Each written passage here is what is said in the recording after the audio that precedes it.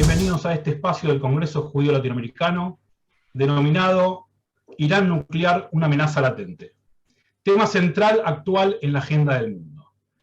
Mi nombre es Danilo Hellman y para nosotros es fundamental el trabajo en prevención en materia de terrorismo y lo hacemos desde un enfoque multidimensional.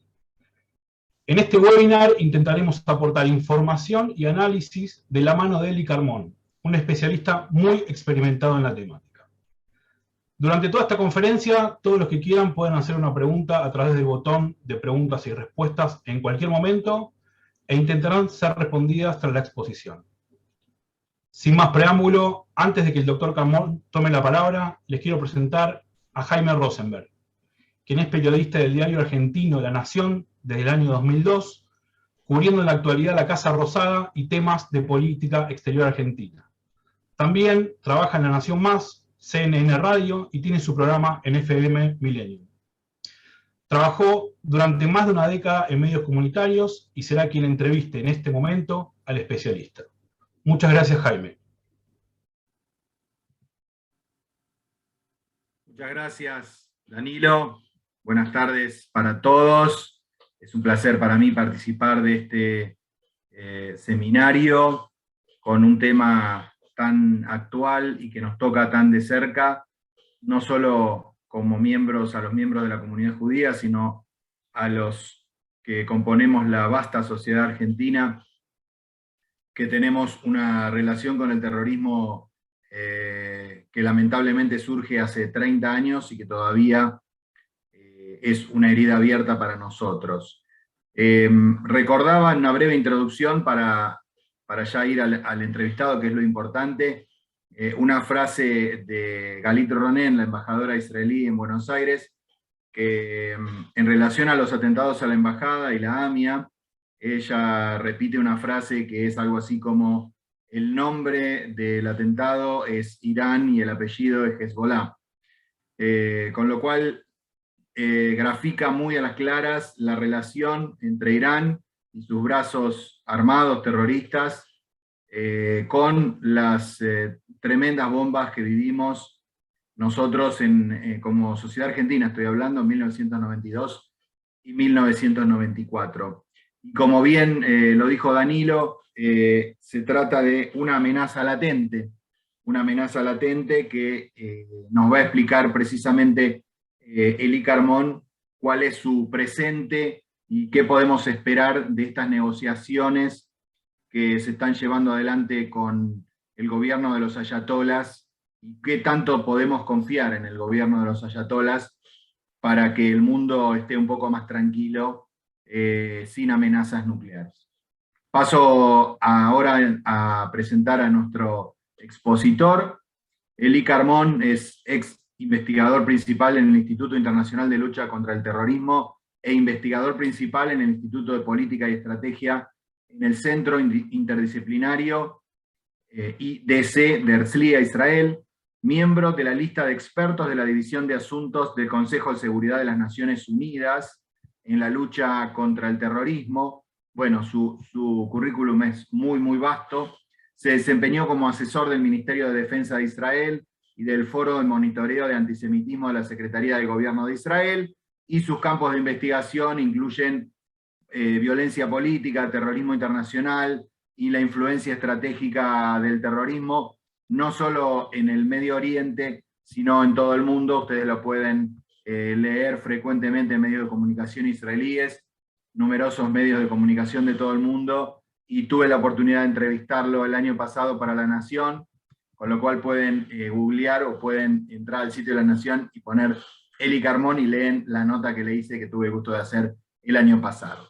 Bueno, una vez ya presentado el seminario y presentado al expositor, te pregunto, Eli, principalmente qué implicó el acuerdo de 2015, el acuerdo nuclear, qué cumplió Irán y qué no estaba incluido en el acuerdo e Irán incumplió.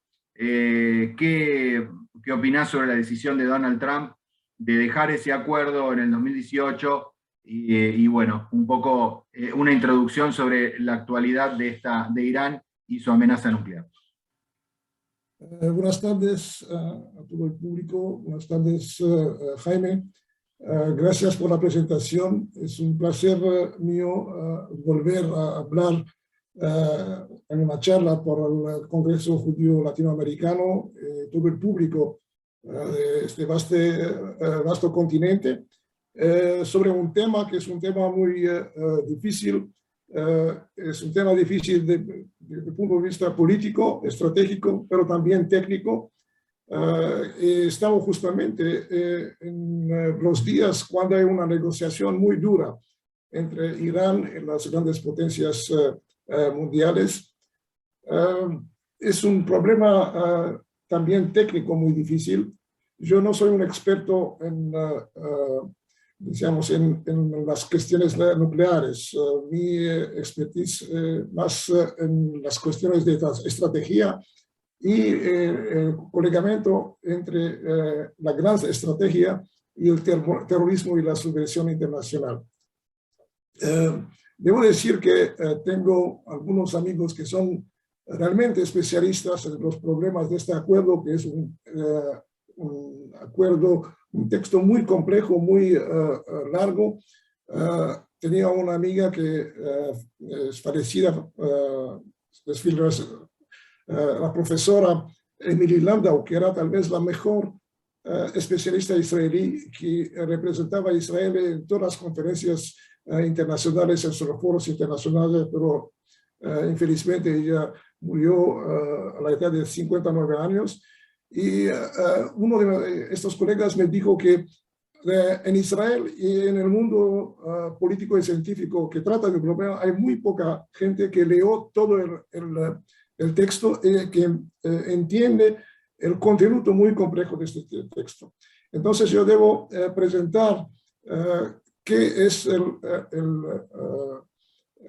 el acuerdo, cuáles son los principales puntos del acuerdo. Son cuestiones técnicas, entonces quiero leer esto, pero es de seguro también porque mi español es aproximativo, no es tan exacto, hace mucho tiempo que no hablé español. El acuerdo que en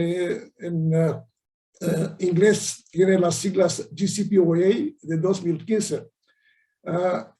En este acuerdo los iraníes se comprometieron a revertir lo que ya tenían en un proyecto que en gran parte fue un proyecto secreto, que fue descubierto poco a poco a través de los servicios de inteligencia, no solamente israelíes, pero también americanos, ingleses, franceses, y también la oposición iraní, que publicó, por ejemplo, las primeras informaciones sobre la facilidad de Natanz. Entonces, lo que significa el acuerdo, los grandes puntos. Reducir el número de centrifugadoras activas de primera generación, que se llama IR1, de 19.000 a 6.000. Entonces, tienen una cantidad así importante de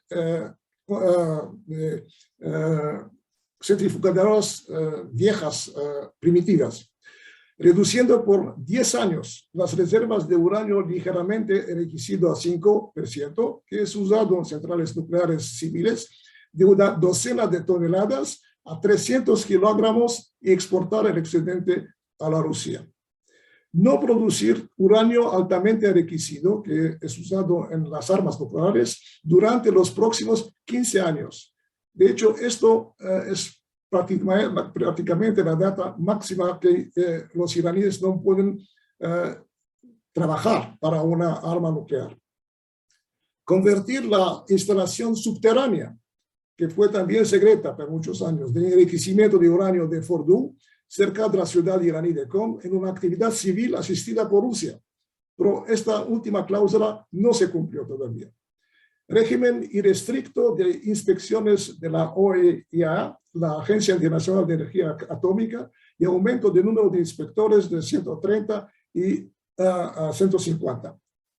Antes de comenzar el levantamiento de sanciones, Irán deberá cumplir con los pasos básicos del acuerdo y dará respuestas satisfactorias a posibles dimensiones militares, en el inglés PMD, del proyecto. Durante todo este periodo, Irán desmintió que había una parte militar, un proyecto militar incluso en este proyecto iraní. El Consejo de Seguridad de las Naciones Unidas respaldó el acuerdo nuclear de 2015 a través de la resolución 2231, que impuso sanciones contra Irán, embargo de compra de armas, que concluyó el año pasado, en octubre del año pasado. En este momento, si hay dinero, Irán puede comprar armas libremente. La prohibición de Irán, que Irán participe en actividades internacionales relacionadas con el enriquecimiento de uranio, la prohibición de desarrollar misiles balísticos y sanciones relacionadas con la transferencia de tecnología nuclear o de misiles a otra parte. Todas las sanciones contra Irán debían ser derogadas, según el acuerdo, al final del 8º año del acuerdo, en 2023, en 2 años, o al recibir la capacitación de la OIA, conclusión más amplia, lo que en inglés se llama the broader conclusion, que es el parágrafo más importante de este acuerdo, lo que ocurra primero. ¿Cuáles son los aspectos negativos del acuerdo de 2015? Una cadena de concesiones de las potencias occidentales y también Rusia y China, que fueron participantes en las negociaciones, sobre cuestiones críticas. La cláusula de extinción o sunset provision en la terminología inglesa, lo que significa cuando termina el monitoring del proyecto. En 15 años, después de 2030, Irán es libre a continuar a trabajar sobre un proyecto nuclear y prácticamente es libre a construir una bomba. La cuestión de las posibles dimensiones militares, como he dicho, ellos mentieron sobre este punto todo el tiempo. Y el trabajo continuo de Irán en su infraestructura nuclear hacen que sea incierto que el acuerdo mantendrá un arma nuclear fuera de las manos de Irán. Cuando uno agrega la mezcla los 150 mil millones de dólares que Irán debería recibir cuando las sanciones terminan, actitudes iraníes que rechazan la noción de un cambio en la relación con Estados Unidos, que continúa a ser, según Irán, un enemigo importante, el gran Satán, la base de la preocupación solo crece. No solo este acuerdo no evitará que Irán desarrolle un arma nuclear, también es casi seguro que promoverá la posición del régimen iraní en toda la región del Oriente Medio.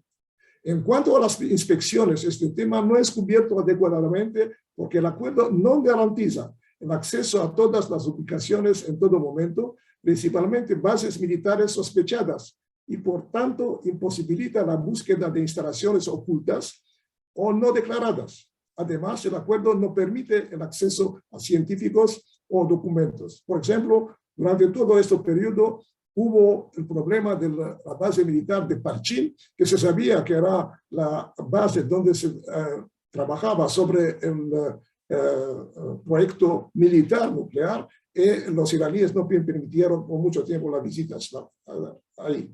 Expertos israelíes objetaron principalmente al respaldo del acuerdo nuclear de que Irán tenga el derecho a enriquecer uranio y la cláusula de extinción, como he dicho, de 15 años, en la que sus restricciones expirarán entre 2023 y 2030.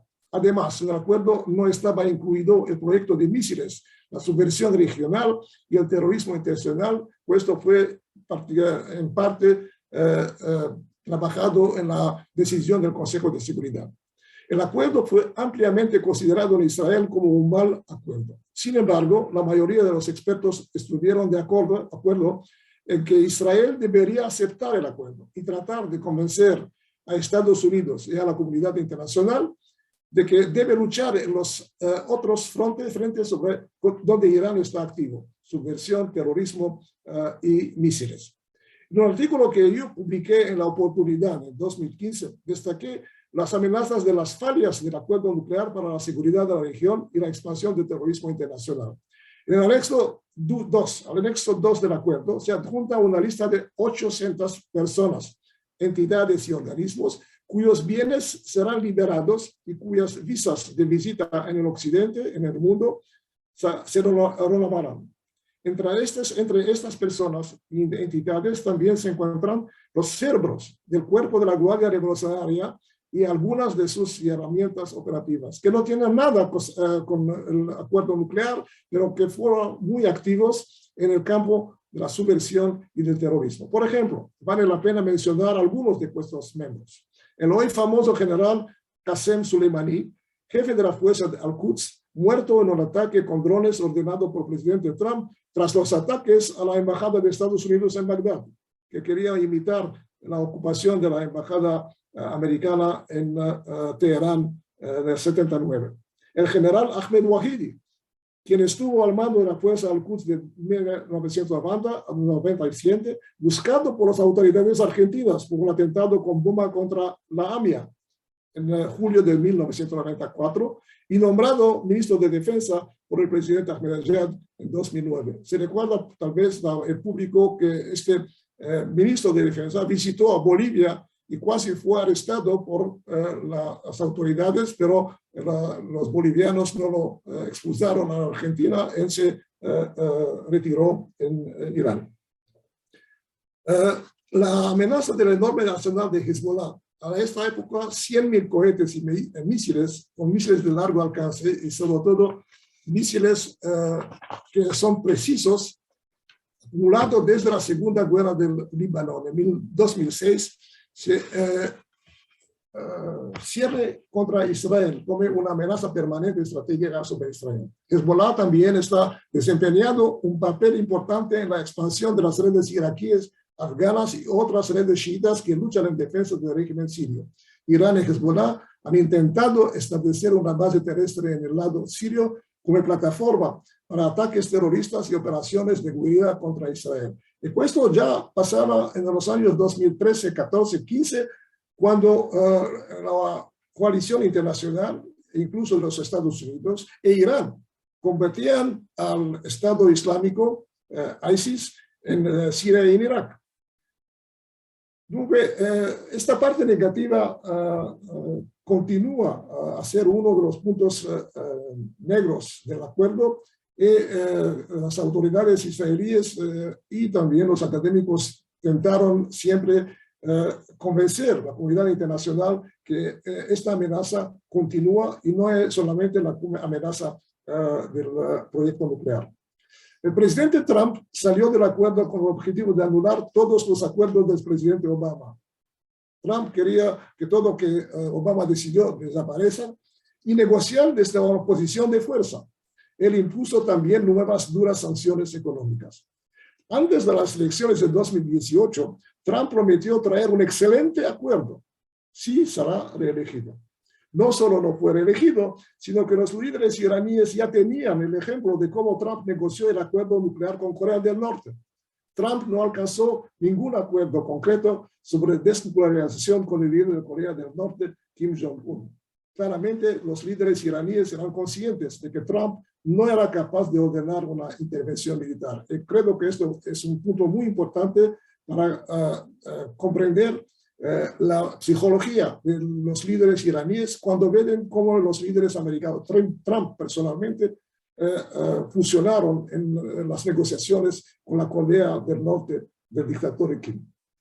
La decisión de Trump fue influenciada por los consejos y la presión del primer ministro israelí Netanyahu, que enfrentó al presidente Obama y los demócratas en el Congreso de Estados Unidos.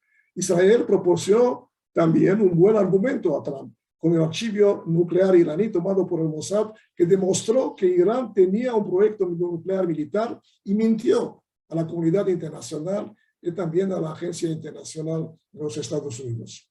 Trump decidió matar a Qasem Soleimani, el estratega de la expansión regional de Irán, pero cuando se retiró las tropas americanas de Siria, no respondió al ataque con misiles y drones a las instalaciones petroleras saudíes 2 años atrás, e incluso a las tropas estadounidenses americanas en Irak.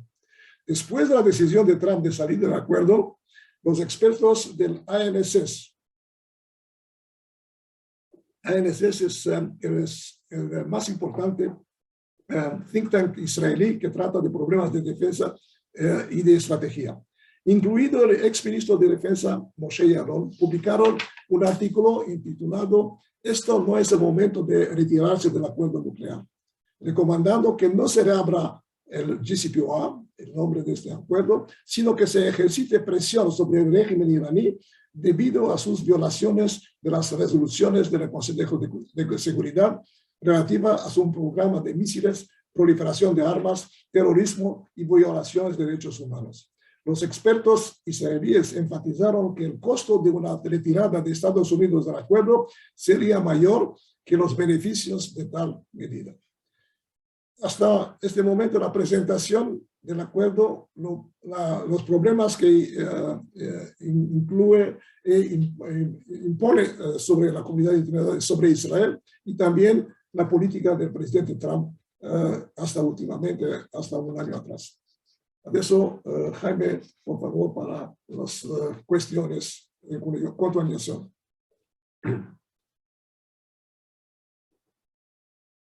No, el mute, es mute. Ahí está. ¿Ahora me escuchan? Sí, ahora sí. Muy bien. No, decía que te escuchamos con mucha atención, algunas cuestiones muy preocupantes que vos planteás, como esto de que en el 2030 Irán está prácticamente libre de manos como para promover una bomba nuclear. Pero quería preguntarte, yendo a los protagonistas de esta historia que vos mencionás, que son los protagonistas de primera línea, ¿qué diferencia ves entre todo lo que vos bien describiste de Trump y la administración Biden? ¿Qué está haciendo la administración Biden? Si lo ves con la misma fuerza, tratando de evitar, digamos, el crecimiento de Irán, tiene una política más de apaciguamiento, de diálogo con Irán. Tampoco Biden está muy bien en las encuestas en Estados Unidos. ¿Cómo ves Estados Unidos en este terreno? Quiero presentar los problemas que tienen los Estados Unidos hoy día cuando retornan a la negociación, que era una de las promesas de la administración de Biden. Estados Unidos entró en las negociaciones en una posición muy debilitada. La administración Biden continúa con la política de los presidentes Obama y Trump para abandonar el Medio Oriente y la estrategia de pivote hacia la competición con las grandes potencias, principalmente China y también la Rusia. Tras la fallida retirada militar de Afganistán, sus activos militares y su proyección regional en el Asia Central y en el Medio Oriente se han visto disminuidos, mientras que Irán se ha reforzado. Irán tiene una relación muy estrecha ahora con el Talibán.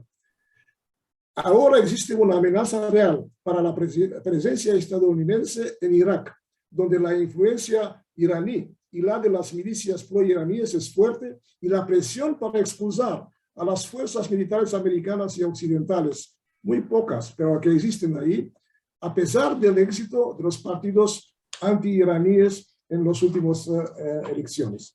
Finalmente, Estados Unidos no expresó una posición clara sobre la posibilidad de utilizar una alternativa militar. Se habla en general, no aceptamos que Irán sea nuclear, pero no se habla de una alternativa militar, en caso de fracaso de las negociaciones sobre el acuerdo nuclear. Es de destacar que el equipo estadounidense que está involucrado en las negociaciones con Irán es el mismo, prácticamente el mismo, que lideró el juego durante la administración Obama. Esto, desde el punto de vista psicológico, influye sobre las decisiones y el método de negociación con Irán. Desde el punto de vista del timing, Estados Unidos enfrenta justamente en este momento, en Ucrania, la amenaza de una inminente intervención militar rusa, y en Taiwán, la amenaza china de intervenir.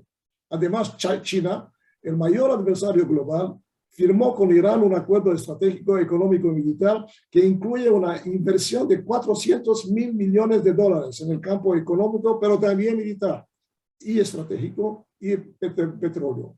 Entonces, Irán en este momento tiene un respaldo muy importante de la más grande potencia después de los Estados Unidos en el mundo.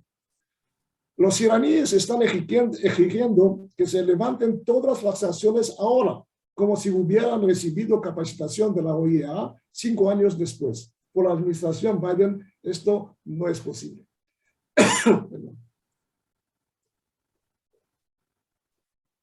Estados Unidos y Europa dudan en declarar un fracaso el proceso de Viena. El plan de acción integral conjunto tiene una atracción gravitacional en los círculos occidentales, precisamente porque el acuerdo minuciosamente negociado logró retrasar pacíficamente el programa nuclear de Irán. Es más, las alternativas al acuerdo, incluida la acción militar, no son muy prometedoras.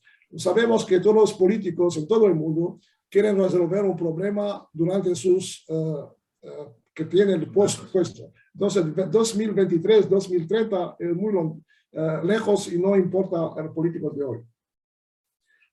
El deseo estadounidense de un acuerdo de menos por menos, en inglés less for less, ha llevado a una situación de más por menos. El levantamiento de las sanciones americanas, aunque sea parcial, ahora permitiría a Irán rehabilitar su economía y continuar apoyando al terrorismo como lo hace con sus operaciones de armas de precisión en Siria y Líbano, y al mismo tiempo enviaría un mensaje a todo el mundo de que hacer negocios con Irán nuevamente vale la pena.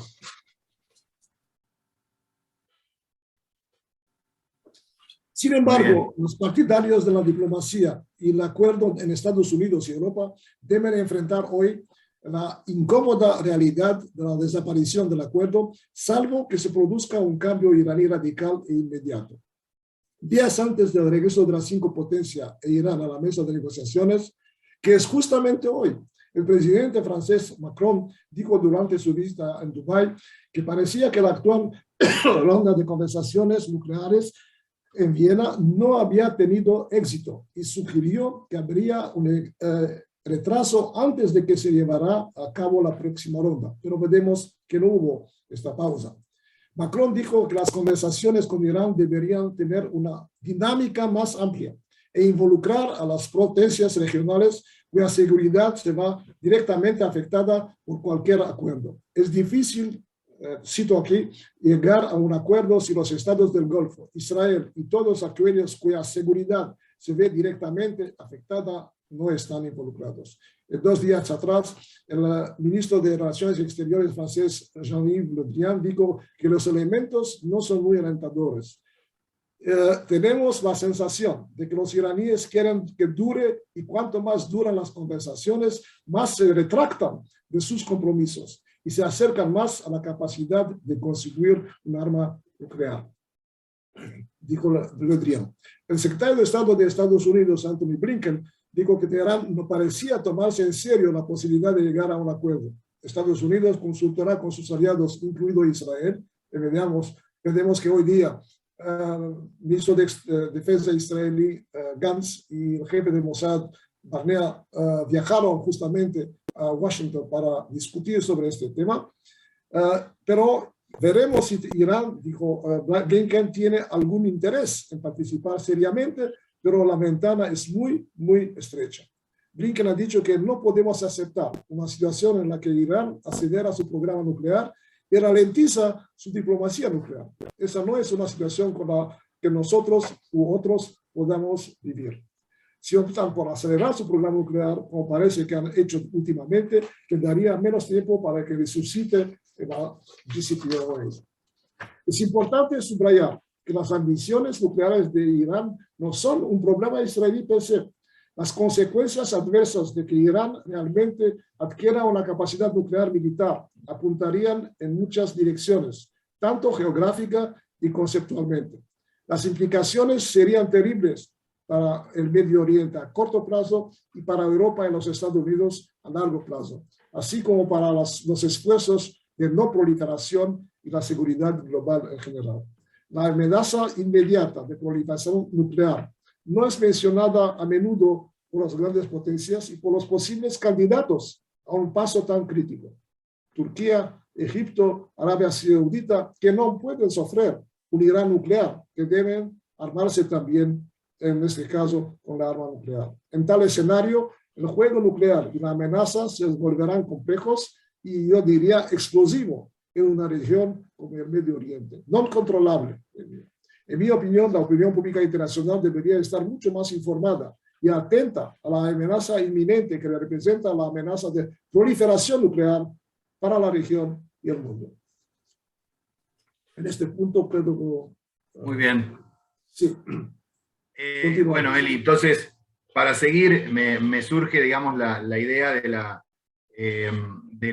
cuál es el rol que juega Israel en este contexto tan preocupante que vos planteás. Pero primero te quería preguntar cómo juegan las organizaciones terroristas, Hezbolá, vos mencionaste, pero hay otras vinculadas con Irán. ¿Cómo juega la red terrorista global, los Hutis en Yemen? ¿Cómo juegan estos grupos terroristas para apoyar a Irán o como punta de lanza de Irán en la exportación, digamos, de ese terrorismo internacional? Sí, hoy día Irán tuvo un periodo muy largo de expansión estratégica en todo el Oriente Medio y más allá, en África, en Asia Central y también en América del Sur, como lo sabemos. Pero el centro de sus actividades es el Medio Oriente. Y a partir del 2017, cuando la suerte de Estado Islámico, ISIS, que era combatido por Irán, pero principalmente por la coalición americana y también en Siria por los rusos, los líderes iraníes empezaron a hablar de que Irán controla la región. Ellos dijeron, nosotros controlamos 4 capitales árabes: Damasco en Siria, Beirut en Líbano, Bagdad en Irak y Sana en el Yemen. Y yo tengo mapas, pero no o sea, tenemos tiempo para mostrar cuál es la estrategia regional de Irán. Pero yo quería, antes de hablar de la posición israelí, mencionaste la posición israelí, yo terminaré con la posición israelí, hablar un poco de la capacidad nuclear de Irán hoy día, después de la decisión de Irán de enfrentarse con la administración Biden en el momento que tomó el poder en Estados Unidos en enero de este año. Muy bien. Entonces sí. La pregunta sería, ¿cuál es el poder real que tiene Irán? ¿Cuál es su poder nuclear Irán hoy? Más allá de lo que está preparando para el futuro, ¿cuál sería el poder hoy nuclear iraní? Sí. Entonces, como resultado de la iniciativa de la administración Biden de entablar negociaciones renovadas con Irán, los iraníes comenzaron a, se dice, no sé, traer cabras o agregar fichas de negociación que podrían retirar a cambio de concesiones americanas adicionales.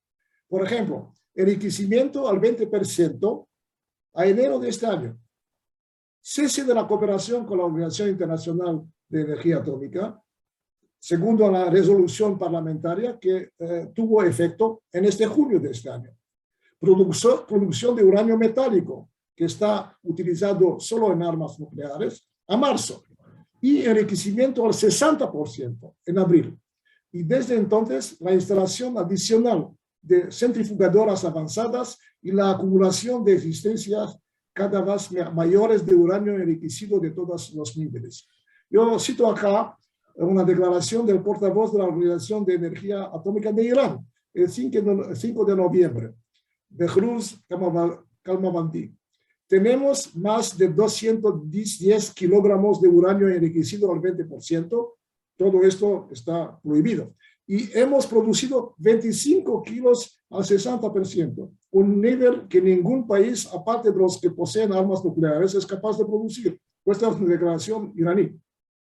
Últimamente Israel ha estado compartiendo inteligencia con los Estados Unidos, mostrando que Irán está tomando medidas técnicas inmediatas para prepararse para enriquecer uranio hasta un grado de pureza del 90% para armas.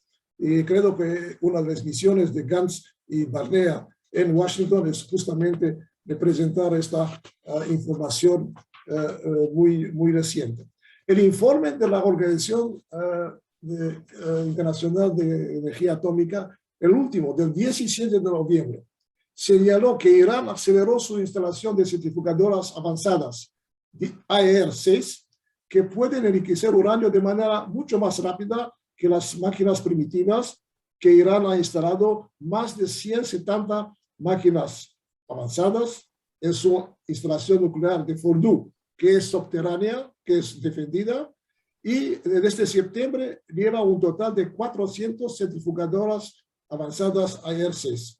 Al final de este año habrá 1.000 centrifugadoras avanzadas para continuar el enriquecimiento.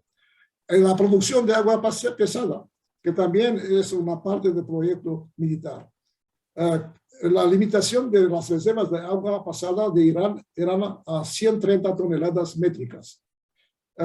El OIEA no ha tenido acceso a la producción de agua pesada de Irán ni a sus reservas de agua pesada desde febrero de este año, cuando Teherán restringió el acceso a los inspectores en virtud de la ley del Majlis del Parlamento de diciembre del 2020. Irán comienza a enriquecer uranio en la planta de Fordow durante las conversaciones actuales nucleares, que es una infracción adicional. La fabricación y el uso continuo por parte de Irán de centrifugadoras avanzadas y su enriquecimiento de uranio al 60% representan un riesgo más significativo, porque Teherán, los científicos de Teherán, han obtenido conocimiento de esas actividades y know-how que no se pueden revertir. Esto es un punto muy importante. Según expertos israelíes, la destrucción de estas centrifugadoras no cambia realmente la situación. Ahora, ¿cuál es la estrategia iraní? Se puede continuar. Es negociar desde una posición de fuerza. Veremos que los Estados Unidos están en una posición de debilitar. Irán es una posición de fuerza. En noviembre, el periódico oficial del gobierno de Raisi explicó que la estrategia de Teherán en Viena a las negociaciones ha cambiado y que ha adoptado un nuevo enfoque que busca obligar a Occidente a aceptar un buen trato, el trato iraní. Sin embargo, hay más continuidad que cambios en la toma de decisiones iraníes sobre el expediente nuclear de lo que parece. Y la elección de Raisi, que se dice que es más extremista, por sí sola no ha representado un reordenamiento fundamental, porque el decisor principal es Ayatollah Khamenei, el líder espiritual. En diciembre de 2020, incluso antes de que Raisi fuera candidato, no presidente, el Consejo de Guardianes de Irán aprobó una ley aprobada después por el Majlis, el Parlamento, que requería que el gobierno limitara el monitoreo por parte de la OIEA y aumentará el enriquecimiento de uranio si las sanciones no se levantan en 2 meses. Una ley así no habría sido aprobada sin el consentimiento del líder supremo. Casi un año después, esta ley continúa aplicándose tanto bajo las presidencias de Rouhani como de Raisi. Muy bien, Eli. Vamos por la última pregunta de mi parte y después vamos a las preguntas que ya están llegando desde distintos lugares, no solo de la Argentina, sino también de otros países. Vinculado con Israel, ¿cuál es la posición de Israel? Y leí el otro día una manifestación del ex primer ministro Ehud Barak, donde él critica una amenaza israelí de acción directa, diciendo que, bueno, que es una bravuconada y que no va a servir, digamos, para amenazar a Irán tener una posición tan dura. Así que, ¿cómo ves vos la postura israelí, que también tiene divisiones internas por lo que se ve de cómo actuar frente a Irán, ¿no?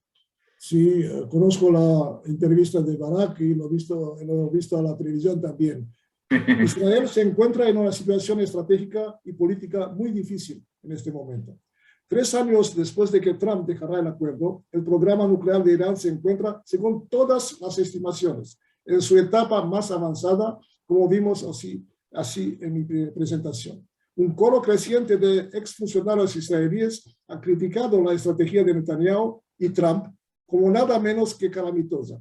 Abandonar un acuerdo de no proliferación que, por imperfecto que fuera, estaba funcionando a favor de una estrategia coercitiva contra Irán, que en todos los parámetros no ha lograr el objetivo. Esto es la realidad. Una evaluación de inteligencia militar israelí coincidió. El régimen iraní estaba lejos de colapsar y el daño real a la economía iraní resultante de las sanciones de la era Trump no había disminuido el apoyo financiero de Irán a sus proxies regionales, en algunos casos todos lo contrario. El general Isaac Ben Israel, que un hombre que ha estado en el centro de la seguridad nacional durante más de 4 décadas, y cuando era un joven oficial, que lo conozco, fue un planificador clave del exitoso ataque de Israel al reactor nuclear de Irak en 1981, dijo en una entrevista que los esfuerzos de Netanyahu para persuadir a la administración Trump de que abandone el acuerdo nuclear ha resultado ser el peor error estratégico de la historia de Israel. Necesitamos poner fin a la negatividad y alentar a Estados Unidos a concluir un acuerdo que se centre en lo principal. Yo concordo con esta evaluación. Y puedo agregar que la estrategia versus Hezbollah, que es la fuerza misilística más eficaz de Irán, no es Irán, es Hezbollah, que tiene 150, 60 mil misiles y cohetes. Ha sido errónea, al menos desde 2000, cuando Barak era el primer ministro, cuando Israel abandonó el Líbano, y más desde la Segunda Guerra del Líbano en 2006, que todos pensaban que fue una victoria estratégica de Israel contra Hezbollah. Ha dicho tú, el primer ministro y general Ehud Barak dijo últimamente con cautela que no es seguro que Israel ni Estados Unidos tengan actualmente un plan práctico viable, según el cual, si da las órdenes, te despertarás por la mañana e Irán está a 3 años de tener armas nucleares de nuevo. Durante la última década, Irán ha complicado en gran medida cualquier operación militar al dispersar sus sitios nucleares y esconder algunos bajo tierra. Los funcionarios israelíes insisten en que la acción militar aún es factible. Esto no es Barak. Barak, quien supuestamente estaba a favor de un ataque militar cuando se desempeñó como ministro de Defensa de Netanyahu a principios de la década pasada, culpó directamente a Netanyahu, quien fue primer ministro durante la última década hasta que fue rechazado en marzo. En mi opinión, el general Barak es responsable también por la situación y no tengo tiempo para explicar por qué. He dicho un poco sobre su estrategia en 2000 contra Hezbollah. Después, parece que los encuentros que el ministro de Relaciones Exteriores, Yair Lapid, tuvo últimamente en sus visitas a Londres y a París han logrado convencer al primer ministro británico, Johnson, y al presidente Macron de que adopten una posición más firme frente al chantaje iraní. Vimos las declaraciones de Macron durante su visita en el Golfo y el acuerdo de cooperación entre Israel y Gran Bretaña. En cuanto a Estados Unidos, las declaraciones públicas de Blinken y las nuevas sanciones contra funcionarios en Irán y la incautación por parte de la Marina de los Estados Unidos de misiles tierra-aire, misiles antitanques y 1 millón de barriles de productos petrolíferos por valor de $260 millones de 2 barcos iraníes, insinúan que la administración estadounidense quiere impresionar, a mi parecer, no aterrar, pero a la opinión pública. Pero hoy mismo el ministro de Defensa Gantz y el jefe del Mossad, Barnea, están en Washington para proporcionar nueva inteligencia sobre las actividades nucleares iraníes.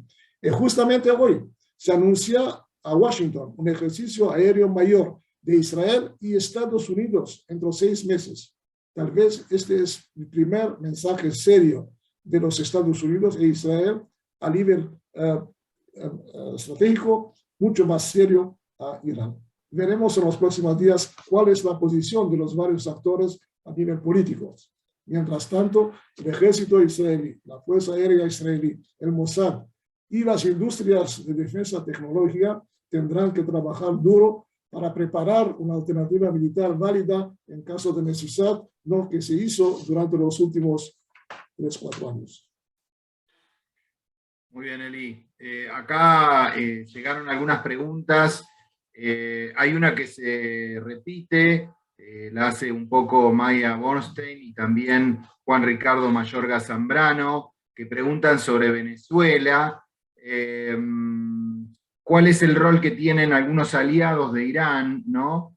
Como Venezuela o Nicaragua, o si no tienen ningún rol, pues lo dirás, digamos, en este plan nuclear, en este plan de crecimiento nuclear, si lo ayudan, digamos, en esa cuestión internacional. A partir de la presidencia de Chávez, Irán se transformó en un aliado estratégico de Irán en el continente, no solamente en Venezuela, porque nos recordamos que Chávez había una influencia muy importante en toda la área llamada bolivariana, en varios países, también porque vendía mucho petróleo, tanto a Cuba como a los países más pobres de la región. Tiene todavía, durante el régimen de Maduro, una cooperación militar estratégica contra los Estados Unidos, la presencia de Estados Unidos en la región y claramente también contra Israel. Sabemos que hay informaciones que incluso los jefes de la Comando Militar Americano por el hemisferio sur son muy alertas a estas amenazas y consideran que Venezuela representa una amenaza tanto a los Estados Unidos y también a otros países aliados del occidente en el cono sur. El problema de Venezuela es que hay dentro del régimen de Venezuela elementos que cooperan tanto en el plan oficial, pero creo también en el plan clandestino, por intereses económicos, principalmente la utilización de la contrabando de narcóticos. Y hay también algunos como fue el vicepresidente Hassim, creo que de origen iraquí, sirio-iraquí, que representaba los intereses de Irán en Venezuela y apoyaban a la actividad operativa de Irán. Vimos también que cuando había problemas del petróleo en el mercado de Venezuela, Irán mandó varios buques para ayudar al régimen en los momentos críticos. Los Estados Unidos amenazaron de firmar esto, pero no hubo una acción realmente seria contra los iraníes. Irán está utilizando los proxies de manera muy inteligente, tanto en América del Sur, pero también en África. Veremos que en Nigeria, en algunos países en el pasado, en Sudán, que era una plataforma importante para Irán en África, pero que cambió rumbo en el momento que se decidió, el régimen de Sudán decidió participar en los famosos acuerdos de Abraham con Israel. Y también en la Asia Central, por ejemplo, en su conflicto con Azerbaiyán, su influencia dentro del conflicto entre Armenia y Azerbaiyán en apoyo a Armenia, que perdió la guerra de Nagorno-Karabaj. Todo esto está hecho con el dinero que debería ser utilizado para la población iraní. Pero vemos que cuando hay este dinero, esto es un problema de las sanciones, que cuando recibieron enormes cantidades de dinero, fueron involucrados en acciones de subversión en la región, terrorismo internacional y en muchas manifestaciones de la población iraní hay slogans que acusan al dictador, Ayatollah Khamenei, de preferir ayudar a Hamas o a Hezbollah o a los Houthis y no al pueblo iraní mismo. Bien, Eli, ya vamos teniendo que cerrar, ya estamos en los últimos minutos, pero no quería dejar de preguntarte por la Argentina, porque digamos, el año pasado cuando hicimos la entrevista, vos me comentaste tu preocupación por la triple frontera, bueno, donde en teoría se refugiaron los autores del atentado a la AMIA, o por lo menos algunos, y la influencia de Hezbollah ahí en la triple frontera.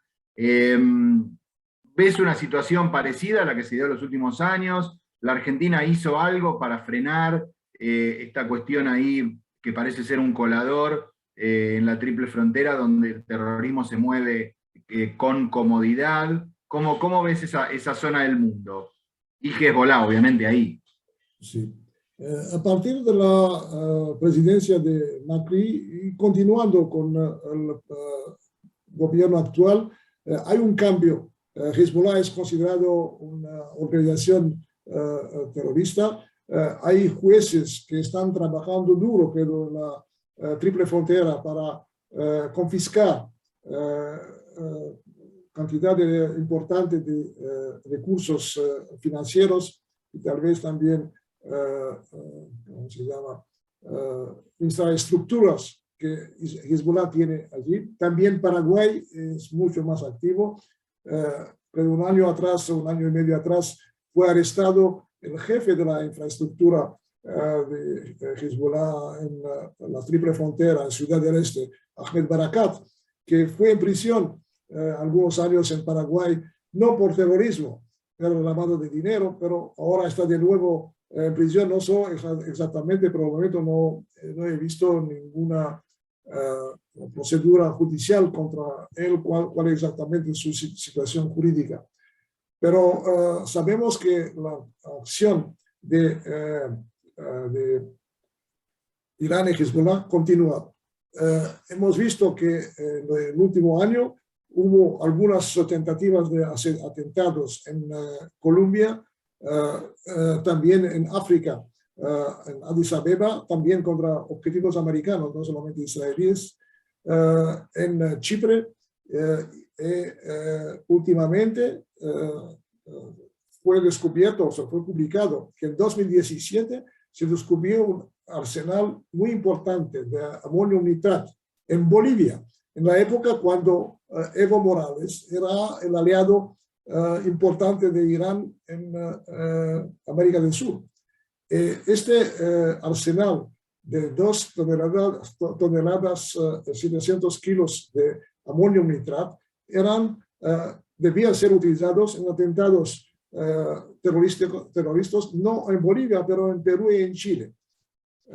Hay muy poca información sobre esto. Creo que eso fueron los sauditas que publicaron la información, pero esto demuestra que la actividad subterránea, clandestina de Irán y Hezbollah continúa durante todo este periodo. Tal vez sabremos más después que el ex jefe de la inteligencia de Venezuela fue extraditado de España a los Estados Unidos. Hubo la arrestación de ¿cómo se llama? Alex Saab, que era uno de los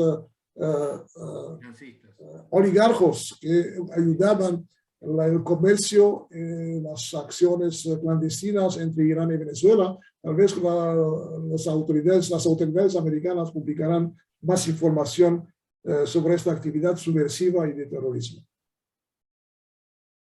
Muy bien, Eli. Vamos cerrando. No sé si te quedó algo importante para decir, seguramente mucho. Sí.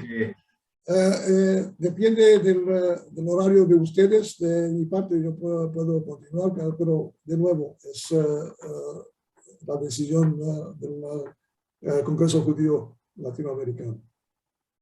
Muy bien. No, entonces,